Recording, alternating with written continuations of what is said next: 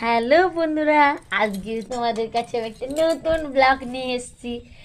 আজকে দেখো, আমার দাদু মাছ নিয়ে এসছে, ভাঙর মাছ। আমার দিদা মাছ করছে।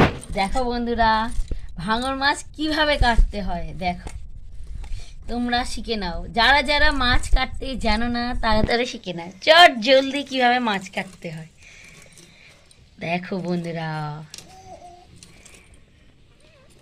এখন আমার দিদা আঁশ ছাড়াচ্ছে মাছের।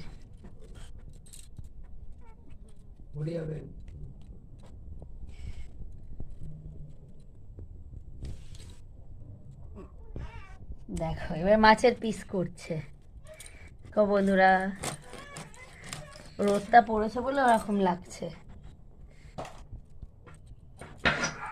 ওই দেখ, বাবু পড়ে যাবে তো। এই দেখো, আমার যন্ত্র খেলা করছে, পীরের ওপরে উঠে দেখো দুষ্টুমি করছে। দেখো দেখো, এই দেখো বন্ধুরা, মাছ কিভাবে কাটতে হয় দেখো।